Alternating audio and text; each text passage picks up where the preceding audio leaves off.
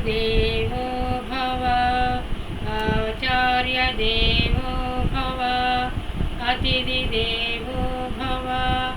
ॐ शान्ति शान्ति शान्तिः। हरिः ॐ। श्रीगुरुभ्यो नमः। श्रीमात्रे नमः। నాకు జన్మనిచ్చిన మా అమ్మ నాన్నలకి పాదాభివందనం.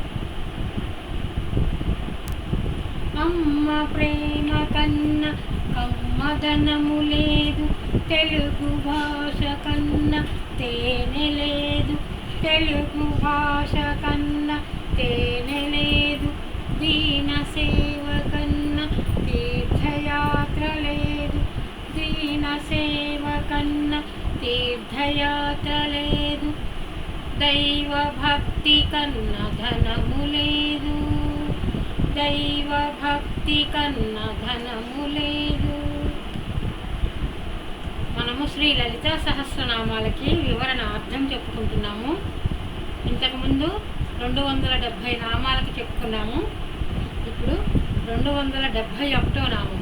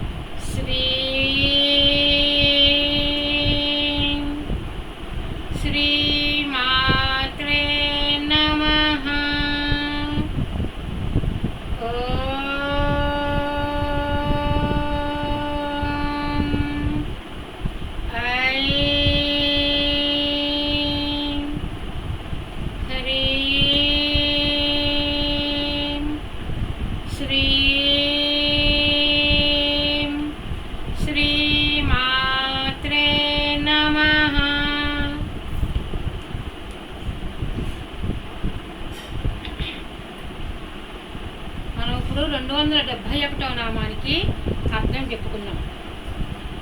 శ్రీ లలితా సహస్రనామాల్లో 271వ నామము ఈశ్వరి. 271వ నామము ఈశ్వరి. సత్వగుణ ప్రధానమైన సర్వ స్వతంత్ర అయి సర్వ అధికారిణి అయ్యింది శ్రీమాత అని అర్థము.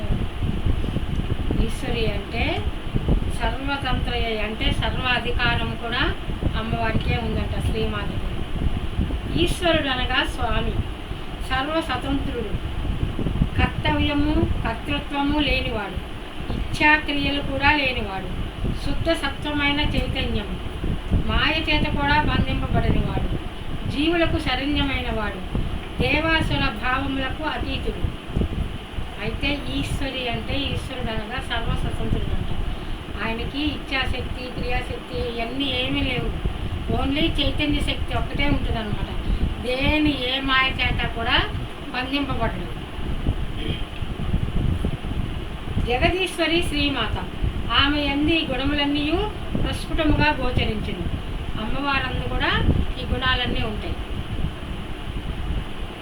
జగదీశ్వరుని యందు కూడా ఈ గుణములు గోచరించును. సిద్ధులు ఋషులు యోగులు కోరునది ఈ స్థితియే. వ్యక్తిగత కర్మను దగ్ధము కావించుకొని సత్వగుణ ప్రధానులై నిత్య సత్యమందు నిలచి దివ్య ప్రణాళిక యందు తమ కర్తవ్యమును స్వచ్ఛందముగా నిర్వర్తించువారు నిజమగు సిద్ధులు. అయితే వాళ్ళ పనులు వాళ్ళు చేసుకుంటూ సత్యమందు ఉండి దివ్య ప్రణాళిక అంటే ఆ విశ్వం కోసం అనమాట. దైవ ప్రణాళిక ఏదైతే ఉందో ఆ పని చేసే వాళ్ళని స్వచ్ఛందంగా అంటే ఏమి ఆశించకుండా వాళ్ళని నిజమైన సిద్ధులు అంటే వాళ్ళు యోగులు. వాళ్ళు ఇట్టి వారికి కర్తృత్వం లేదు కనుక కర్మలు లేదు, కర్మభంగం లేదు కనుక స్వతంత్రుడు. వీళ్ళ కోసం ఏమీ చేయటం లేదు కాబట్టి దాంతో ఏ మాయతో కూడా బంధింపబడరు. అట్లాగే ఇంకా ఏమీ ఉండవు, వాళ్ళకి కర్మ కూడా ఏమి అంటుకోదు, ఎందుకంటే వాళ్ళ కోసం ఏమి చేసుకోవట్లేదు కదా, కర్మబంధం కూడా లేదు. వీరి ఇచ్చా క్రియలన్నీ దైవ ప్రేరితములే. అయితే వీరు ఇష్టం వచ్చినట్టు చేస్తున్నారంటే కాదు, దైవం ప్రేరేపించడం వల్ల దైవం మాట ప్రకారం వీళ్ళు చేస్తున్నారన్నమాట. ఇట్టి వారిని కూడా ఈశ్వరులని మాస్టర్స్ అని పిలుతురు.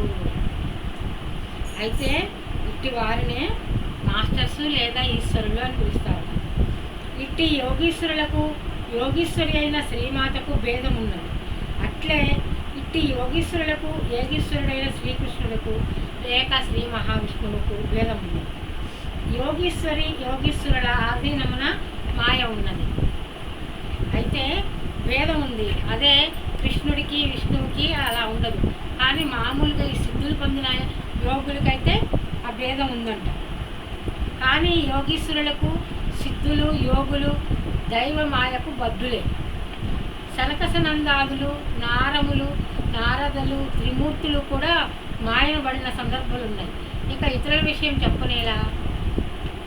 అయితే ఈశ్వరుడు, అమ్మవారు, మహావిష్ణువు, కృష్ణుడు వీళ్ళు కాకుండా ఎవరైతే ఋషులు సాధన చేసి దైవ ప్రేరితముగా సిద్ధులు యోగులు ఉంటారో వాళ్ళకి ఒక్కొక్కసారి ఈ మాయతో వర్ణింపబడతారంట.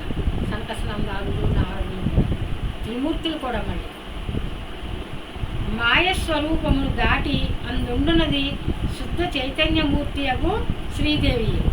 గోవిందుని రూపమునున్నది కూడా ఆమె. మాయ వారి కనుసన్నలలో మెలుగుచుండు. ప్రళయమందు కూడా మాయ విశ్రాంతి కొనుచూ నుండినే కానీ నశింపదని భాగవత పురాణం తెలుపుచున్నది. కావున ఈశ్వర పదములు త్రిగుణాతీత శుద్ధ సత్వములకు మాత్రమే ఆపాదింపదము. అయితే ఈ మాయ అనేది ఏముందో ఈ సృష్టి ప్రళయం వచ్చినప్పుడు కూడా విశ్రాంతి తీసుకుంటుంది, అంతేగాని ఉంది మాయ అనేది ఎప్పటికీ ఉంటుందంట. ఈశ్వర పదాలు అంటే ఈ త్రిగుణాలకి ఈ సత్వ రజ తమో గుణాలకి అతీతంగా ఉంటాయి అన్నమాట. శుద్ధ చైతన్యం అంటే ఆ వెలుగు ఒక్కటేనమాట. శుద్ధ చైతన్య స్వరూపమే ఈశ్వరి. దానికి ఈశ్వరుడు ఈశ్వరి అని మనము నామాలు పెట్టుకున్నామన్నమాట.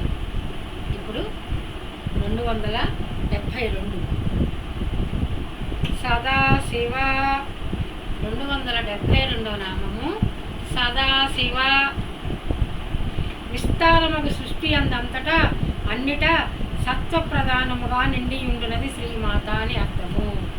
సదాశివ అంటే ఈ సృష్టి మొత్తం కూడా విస్తరించిందంట సత్వప్రధానంగా అమ్మవారు. సృష్టికి అతీతముగా శుద్ధ సత్వరూపమున ఈశ్వరిగానున్న శ్రీమాత సృష్టి యందు అంతటా అన్నిటా సత్వగుణముతో భాషించును. సృష్టికి అతీతముగానున్న తత్వము ఈశ్వరి కాగా సృష్టి యందు ఇమిడి ఉన్న శ్రీమాత సదాశివయి ఉన్నది. శివపరముగా తెలిసినప్పుడు ఈశ్వరుడు, సదాశివుడుగా జీవుల యందున్నాడను. విష్ణుపరముగా తెలిసినప్పుడు శ్రీ విష్ణువు వాసుదేవ రూపమున జీవుల యందున్నాడు. వాసుదేవ సదాశివ. సదాశివ అను పదములు పర్యాయ పదములు. వాసుదేవ అన్న సదాశివ అన్న అలాగే మహావిష్ణువు అన్న ఆ రూపంలో ఉండేది ఎవరయ్యా అంటే శుద్ధ చైతన్య శక్తి. భగవంతుడు ఎచ్చట ఉన్నాడని భావింపబడలేదు. మన యందు మన పరిసరముల యందు సత్వగుణముగా ప్రకాశించుచున్నాడు. మన యందు సత్వగుణమును పెంపొందించుకునటం వలన భగవత్ సాన్నిధ్యము పెరుగును. మన యందలి సదాశివ లేక వాసుదేవ తత్వములను దర్శించుటకు సత్వగుణమును ఉపాసించబడింది.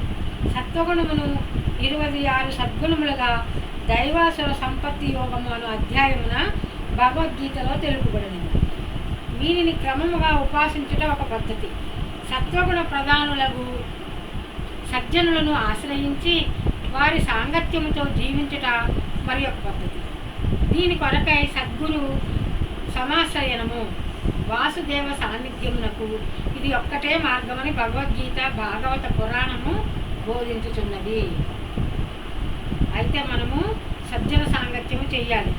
ఎప్పుడైతే సజ్జన సాంగత్యం చేస్తూ ఉంటామో దైవాసుల సంపత్తి అంటే ఆ దైవీ లక్షణాలు అనేవి మనకి అలవడతాయి అన్నమాట. సద్గుణముల ఉపాసన ద్వారా రజస్తమస్సులను సమన్వయించుకొని సత్వగుణమును చేరినవాడు తన యందరి దైవమునకు సమీపమగును. అటుపైన తన యందరి దైవమును చూచుటై ఉండును. ఆ పైన ఆ దైవమును చేరుటై ఉండును. అందు క్రమముగా ఐక్యము చెందుట ఉండును. ఇట్లు జీవులను అనుగ్రహించుటకే జీవుల యందు దైవము సదాశివగా వెలసియున్నది. అయితే మనం ఇట్లా సద్గుణాలు ఉపాసన అంటే సత్సంగాలు చేసుకుంటూ దైవీ సంపత్తిని ఎప్పుడైతే చేకూర్చుకుంటామో అప్పుడు మనము ఆ దైవాన్ని చేస్తామంట. క్రమంగా ఆ దైవంలో ఐక్యమవుతామంట. ఇట్లా జీవులను అనుగ్రహించడానికే ఆ దైవము సదాశివుడిగా వెలిశారంట. అది సదాశివ అనే నామానికి అర్థము అలా ఇచ్చారు. ఇప్పుడు 273 నామం అనుగ్రహద. 273 నామం ఏంటి? అనుగ్రహద. అనుగ్రహమొసగునది శ్రీమాత. అర్హతతో సంబంధము లేక ఎట్టి కారణము లేక ఇతరులకు శ్రేయస్సు కలిగించుట అనుగ్రహం. శ్రీదేవి అనుగ్రహం అట్లాంటిది. అయితే అమ్మవారు మనకి అర్హత ఉందా లేదా అని చూడండి. మనం ఎప్పుడైతే ఆమెను భక్తితో నిశ్చల మనస్సుతో చేస్తామో ఆమె తప్పకుండా అనుగ్రహం అనేది ఇస్తారంట. సృష్టించుట, పునఃసృష్టి చేయుట, మరలా విస్తారముగా సృష్టి కార్యమును నిర్వర్తించుట శ్రీమాత తన కొరకు కాక జీవుల కొరకే చేయుచున్నది. అయితే అమ్మవారు ప్రళయం వచ్చేసినాక మళ్ళీ సృష్టి చేస్తారంటే పునః అంటే మళ్ళీ అలా సృష్టి చేసేది ఎవరి కోసం అంటే మన కోసమేనంట. ఆమె కోసమేమీ కాదు.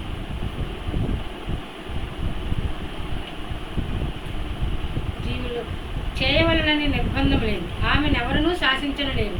కేవలము జీవుల అనుభవము, అనుభూతి, పరిపూర్ణతలను పొందుట కొరకే బహు విస్తారమైన సృష్టి నిర్మాణం చేయుచున్నది.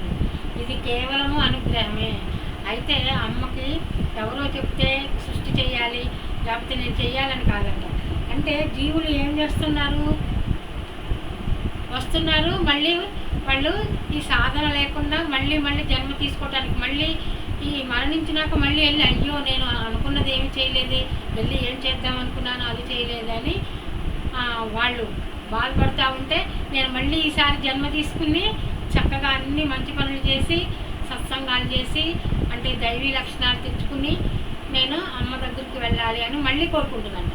మళ్ళీ అమ్మ ఏం చేస్తుంది, మళ్ళీ అనుగ్రహిస్తుంది. సరే పో, మళ్ళీ నీ జన్మని నువ్వే ఉద్ధరించుకో ఈ జీవుని అని చెప్పేసి మళ్ళీ సృష్టి చేస్తుందంట. అంతేగాని అమ్మ నేను చెయ్యాలి అని అమ్మకి కోరిక లేదంట.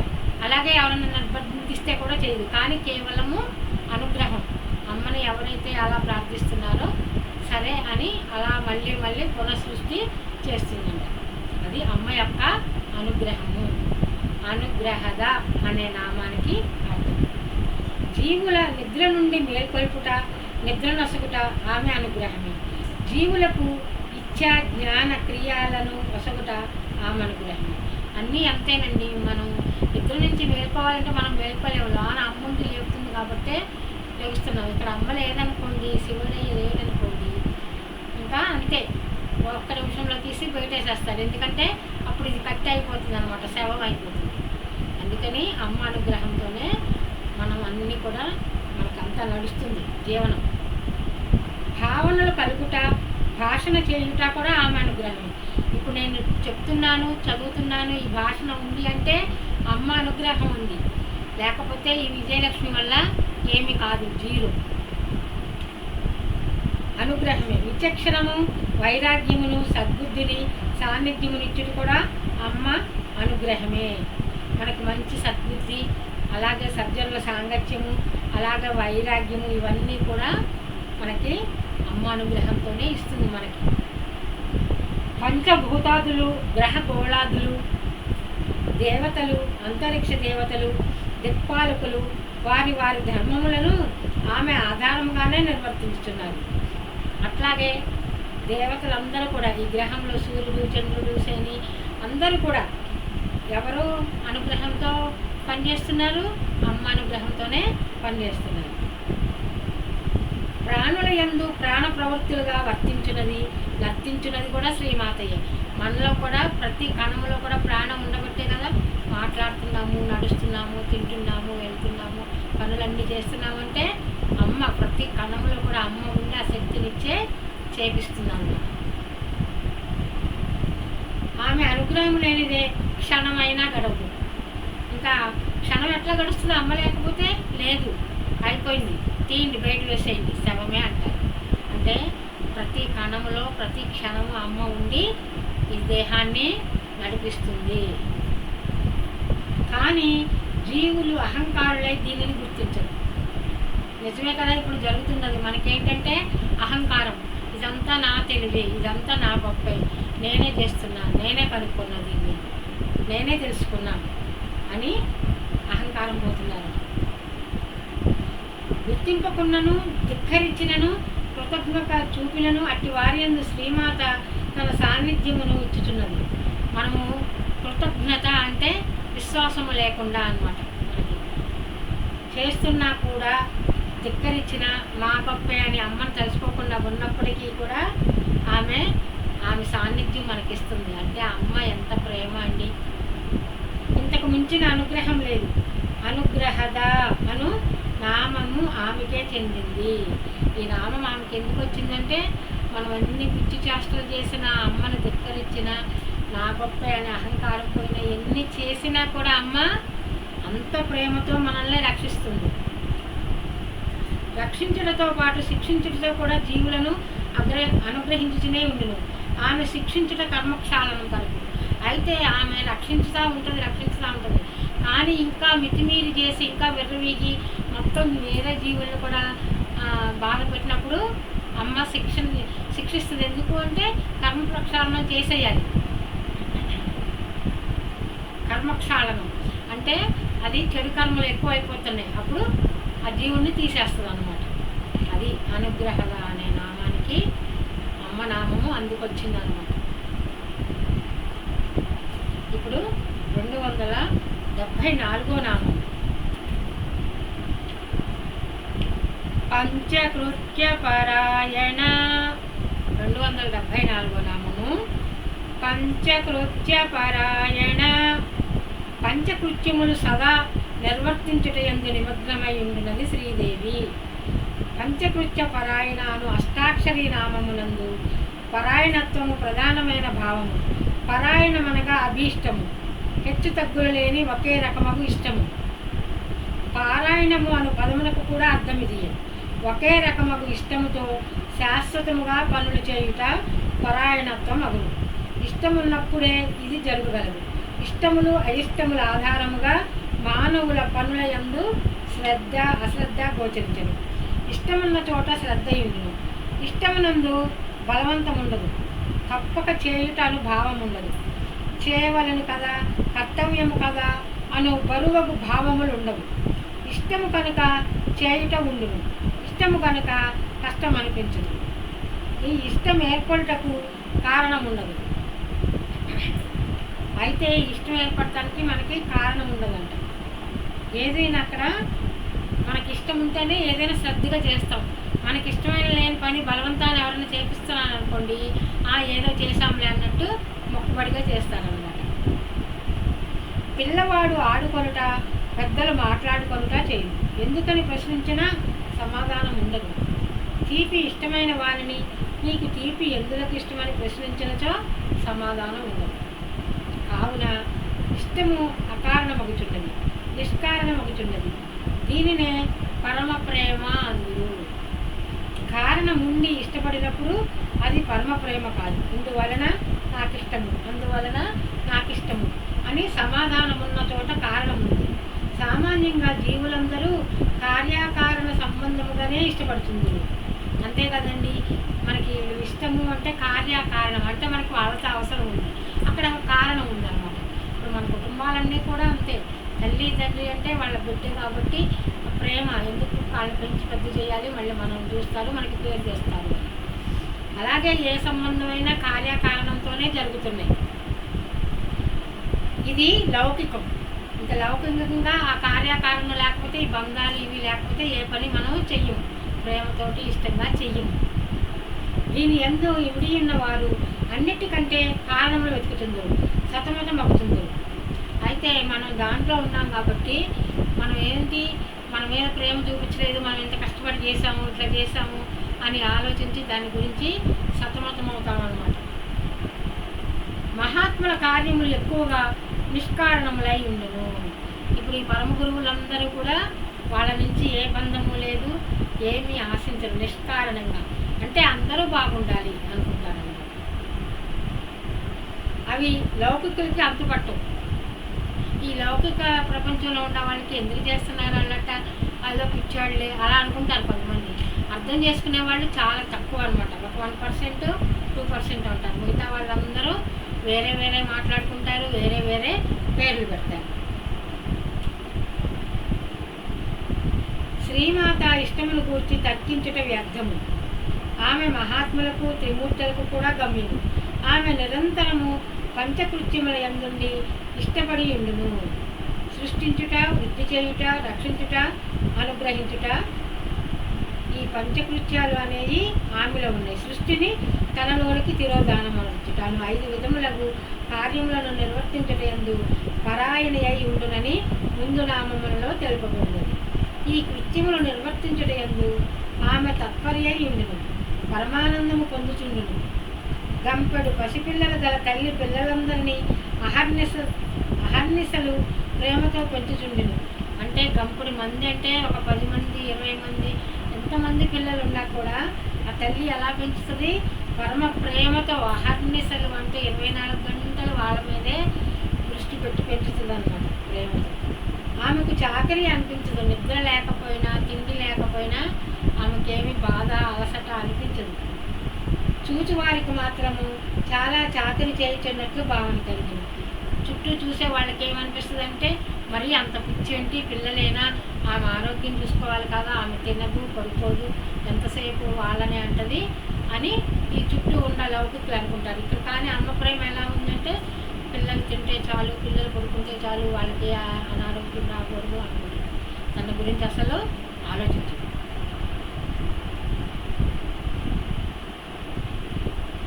మహాత్ములు కూడా ఇట్లే అహర్నిశలు జీవుల శ్రేయస్సు కొరకు తన జీవితమును సమర్పించను. అలాగే ఎవరైతే ఉన్నారో ఈ పరమ గురువులందరూ కూడా, రమణ మహర్షి కానీ, రామకృష్ణ పరమహంస కానీ, వివేకానందుల వారు, మాస్టర్ సివివి గారు, ఈకే గారు, ఎంఎన్ గారు, ఇలా ఎంతోమంది ఈ మహాత్ములందరూ వాళ్ళ కోసం కాదు కదండి, అందరి కోసం. జీవుల శ్రేయస్సు అంటే ఈ విశ్వంలో ఉన్న జీవులందరూ కూడా అనారోగ్యం కాకుండా, మృత్యువాత పడకుండా, ఏ కష్టం లేకుండా ఉండాలని అహర్నిశలు ధ్యానం చేసి తపస్సు చేసి వాళ్ళు వాళ్ళ జీవితాలని సమర్పించారు. చూచి వారికి అది ప్రారంభం వల్లే గోచరించరు. కానీ చూచి వాళ్ళు ఏమంటారు, ఈ లౌకికులు ప్రారంభం అంటే వాళ్ళ కర్మ, వాళ్ళు కర్మ చేసుకున్నారు. ఏంది ఆ పిచ్చి అవుతారు, ఏంది ఆ పిచ్చిలాగా ఉంటారు, లేకపోతే అలా ఇంటిని పట్టించుకోరు, అలా అంటే ఏమి సంపాదన చేయరు, ఇట్లా అనుకుంటారు అన్నమాట. ఇష్టపడి చేయుటకు తప్పక చేయుటకు తేడా ఉన్నది. మహాత్ములు నిష్కారుణులై జీవుల శ్రేయస్సు కొరకు అహర్నిశలు పాటుపడుతుంది. అయితే మహాత్ములు ఇదేం ఆలోచించరు, వాళ్ళ ఆలోచన అంతా ఒక్కటే, ఈ విశ్వంలో ఉన్న వాళ్ళందరూ బాగుండాలి, ఎవ్వరూ కష్టపడకూడదు, వాళ్ళకి ఎందుకు వచ్చింది ఆ కష్టము అని ఎప్పుడు కూడా. అహర్నిశలు అంటే ఇంకా ఒక్క క్షణం కూడా విశ్రాంతి తీసుకోకుండా చేస్తూనే ఉంటారన్నమాట పనులు. వారికి పరాకాష్ట శ్రీదేవి, ఆమె అభీష్టమును పూర్తి తర్కింపలేదు. అయితే ఈ మహాత్ములే ఇలా చేస్తుంటే ఇంకా అమ్మవారి గురించి మనం ఏం తర్కిస్తాము, అసలు ఆ పేరు ఎత్తడానికి కూడా మనము సాహసించకూడదు. అమ్మ సృష్టి చేసింది, ఆది పరాశక్తి కదా అమ్మ. అమ్మ గురించి మనము అసలు ఏమీ చెప్పలేము అన్నమాట. ఇది పంచకృత్య పరాయణ అనే నామానికి వివరణ ఇలా ఇచ్చారు.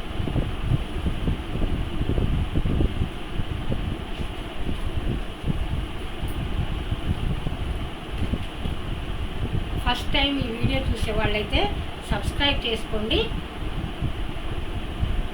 షేర్ చేయండి. ఇంతకుముందు సబ్స్క్రైబ్ చేస్తే అవసరం లేదు, ఫస్ట్ టైం వీడియో చూసే వాళ్ళైతేనే సబ్స్క్రైబ్ చేయాలి.